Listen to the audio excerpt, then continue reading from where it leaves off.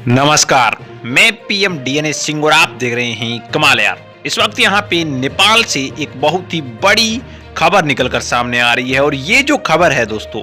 वो ना केवल नेपाल के लिए जबकि पूरे वर्ल्ड को इस खबर को सुनना चाहिए और इससे इंस्पिरेशन लेना चाहिए कि एकता नाम की भी कोई चीज़ होती है। और अगर बात आ जाए देश की, तो देश के ऊपर मर मिटने की जो शिद्दतें, कस्में या अपने मन के भाव होते हैं, वो नेपाली किस तरह से यहाँ पे प्रेजेंस करते हैं या फिर अपने देश के लिए क्या कुछ कर सकते हैं नेपाली, ये सारी बातें इस वीडियो में करने वाले हैं। और ऐसा ही यहाँ पे कुछ हो चुका है इस वक्त। तो क्या यहाँ पे हुआ है जिसके कारण हम बात कर रहे हैं कि एकता की मिसाल दे दी है नेपाल ने, और इसके साथ साथ यहाँ पे नेपाल अब किस सिचुएशन में है जिसके कारण नेपाल को एकता की, इतनी बड़ी एकता की जरूरत हुई। ये सारी बातें इस वीडियो में करने वाले हैं, तो वीडियो के अंत तक बने रहिए। और अगर आप चैनल पे नए हो तो चैनल को सब्सक्राइब करके बेल आइकन दबा लीजिए ताकि आपको अगला अपडेट भी सबसे पहले मिल सके। चलिए वीडियो को शुरू करते हैं। दोस्तों, सबसे पहले एक छोटा सा एग्जांपल लेकर इस वीडियो को शुरू करते हैं।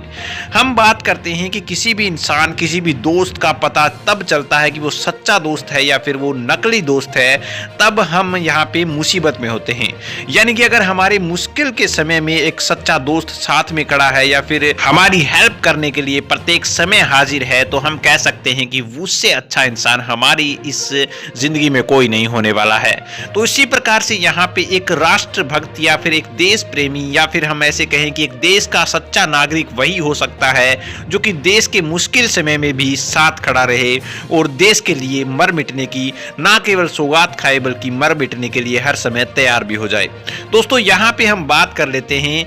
जब से यहाँ पे श्रीलंका के अंदर क्राइसिस हुआ है उसके बाद से नेपाल काफ़ी ज़्यादा सतर्क दिखाई दे रहा है और होना भी चाहिए। पहले जो कई खबरें ऐसी आई थी जो हमने बताया था कि नेपाल में क्राइसिस होने वाला है, लेकिन नेपाल के जो लीडर्स हैं या फिर बैंक हैं, उन्होंने कहा था कि होने वाला है या नहीं इसका अभी तक कोई अंदाज़ा नहीं है। लेकिन एक बात तय है कि अगर हम सही मैनेजमेंट नहीं रख पाए तो हो सकता है कि क्राइसिस या फिर श्रीलंका जैसे हालात बन जाए। लेकिन जो न्यूज़ ये कहती हैं कि नेपाल के हालात श्रीलंका जैसे बन गए हैं, वो एकदम झूठ कह रहे हैं और ऐसा बिल्कुल भी नहीं है। तो यहाँ पे जो नेपाल बैंक है, नेपाल की अर्थव्यवस्था को सुधारने के लिए, इकोनॉमी को बढ़िया करने के लिए, जो कि हमें देखने को मिला था कि जो जीडीपी है वो बहुत ज़्यादा डाउन जा चुकी है, उसके रीज़न भी बताए गए थे कि कोविड-19 रहा। क्योंकि जिस प्रकार से श्रीलंका की जीडीपी या फिर अर्थव्यवस्था है वो टिकी हुई है पर्यटन पे, उसी प्रकार से नेपाल की भी जो अर्थव्यवस्था है वो पर्यटन पर टिकी हुई है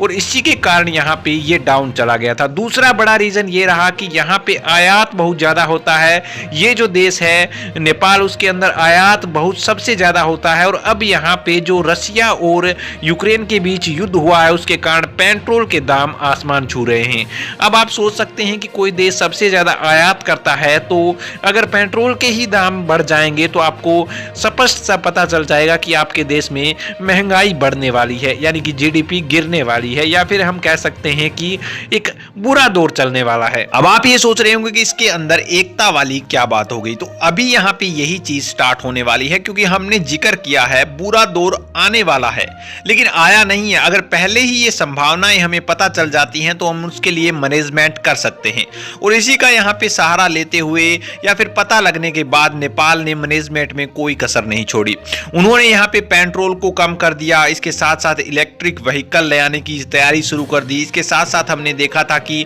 जो नेपाल है वो इलेक्ट्रिक बसें भी खरीदने की योजना बनाने लगा और ले भी आया। यहाँ पे काठमांडू के अंदर वो संचालित भी हो गई हैं। इसके साथ साथ उन्होंने ये भी कहा कि 2045 तक वो प्योरली ऐसा कर देंगे कि पूर्ण रूप से इलेक्ट्रिसिटी या फिर इलेक्ट्रिसिटी से चलने वाले व्हीकल दौड़ेंगे नेपाल के अंदर, जिससे कि जो पेट्रोल है वो आयात ही ना करना पड़े। लेकिन दोस्तों, इसके बावजूद भी यहाँ पे क्राइसिस का डर बना रहा। अब यहाँ पे नेपाल ने एक बहुत बड़ा फैसला लिया और वो फैसला लेना जरूरी भी था, क्योंकि नेपाल की जो यहाँ पे आय है, फिर इकोनॉमी है, उसके अंदर 1/4 यानी कि 100 में से 25% अगर बात करें तो वो यहाँ पे इकोनॉमी बनाए रखती है, या फिर ऐसे कहें कि एकदम सही से मैनेज करे रखती है विदेशी मुद्रा। अब विदेशी मुद्रा आती है जो नेपाली लोग बाहर रहते हैं, देशों में काम करते हैं। और मैं आपको बता दूं कि नेपाल की कुल जीडीपी का जो 1/4% है वो इसलिए रहता है क्योंकि नेपाल की अर्थव्यवस्था है वो दुनिया की ऐसी 5वीं सबसे बड़ी अर्थव्यवस्था है जो कि विदेशी पैसों से भेजने के कारण यहाँ पे निर्भर करती है। और नागरिक हैं वो दुनिया में तकरीबन 30 से लेकर 40 लाख नेपाली बाहर रहते हैं और वो विदेशों से ही काम करते हैं और वो अपने देश में पैसा भेजते हैं, जो कि एक बहुत बड़ा सोर्स हो जाता है दोस्तों। अगर बात करें यहाँ पे टोटल नंबर ऑफ पीपल की तो 2.9 करोड़ हैं, जिसमें से 40 से लेकर 50 लाख के बीच यहाँ पे प्रवासी होने की अभी उम्मीद भी लगाई जा रही है। मैं आपको बता दूं कि अगर पहले का आंकड़ा निकाला जाए और अब का आंकड़ा निकाला जाए तो यहाँ पे फरवरी के बीच में ये जो रेट है वो 5.8% से लेकर 4.53% तक गिरावट देखी गई है, जो कि बहुत बड़ी समस्या है। और अभी यहाँ पे विदेशों से जो नेपाली काम कर रहे हैं उनसे एक बहुत बड़ी यहाँ पे आशा लेकर नेपाल की सरकार ने फैसला लिया है कि वो नेपाली लोग यहाँ पे अर्थव्यवस्था में सुधार करने के लिए पैसा भेजे। यानी कि इसी बीच जानकारों का ये भी मानना है कि विदेश में रह रहे नेपाली नेपाल को विदेश मुद्रा भेजकर अर्थव्यवस्था की समस्या के समाधान में मदद कर सकते हैं। उनका मानना है कि मुद्रा भंडार में गिरावट नेपाल की अर्थव्यवस्था में कमी का एक अहम पहलू है या फिर कारण है, जिसे यहाँ पे हम कह सकते हैं कि वही पूरा कर सकते हैं, जो कि एक बहुत बड़ा फैक्टर हो जाता है। दोस्तों अगर बात करें दूसरी ओर, उन्होंने ये भी कहा है कि जो नेपाली लोग बाहर रहते हैं वो दोबारा से यहाँ पे भ्रमण करने के लिए आए, यानी कि नेपाल के अंदर ही आए और एक बार भ्रमण करने से उनको तो फायदा मिलेगा ही मिलेगा, इसके साथ साथ यहाँ पे देश को भी काफी ज्यादा फायदा होने वाला है। अब आप सोच रहे होंगे कि इससे क्या फायदा होगा, तो इससे फायदा ये होगा दोस्तों कि उससे प्रचार या प्रसार बढ़ेगा, जिसके कारण जो पर्यटन यहाँ पे बंद पड़ा है काफी दिनों से या फिर काफी सालों से कह सकते हैं, क्योंकि 2 साल हो चुके हैं लगभग, अभी दोबारा से शुरू हो चुका है, लेकिन इतनी ज्यादा पॉपुलेशन अभी तक आनी शुरू नहीं हुई है। तो अगर वो नेपाली लोग जो बाहर रहते हैं वो यहाँ पर आएंगे तो वो साथ में ला सकते हैं अपने फ्रेंड सर्कल को, क्योंकि वहां पे उनके फ्रेंड्स भी हैं, और वो अगर वहां से लाएंगे लोगों को जोड़कर तो इससे पब्लिसिटी मिलेगी और दोबारा से वही पोजीशन आ सकती है यहाँ पे नेपाल के पर्यटन में, जो कि नेपाल के पर्यटन में सुधार का एक अच्छा जरिया हो सकता है। ये 2 बड़े रीजन हैं और इसके लिए यहाँ पे नेपाली लोग हैं वो जुट भी गए हैं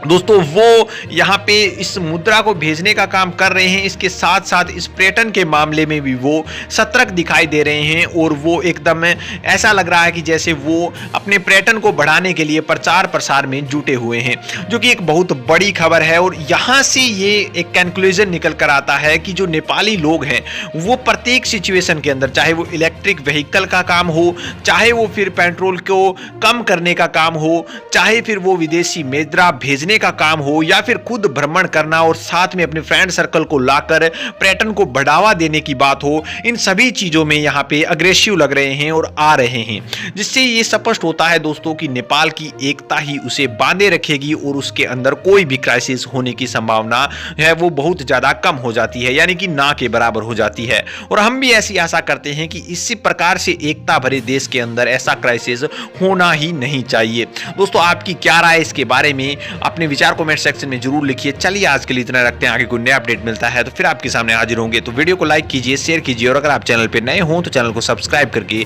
बेल आइकन दबा लीजिए ताकि आपको अगला अपडेट भी सबसे पहले मिल सके।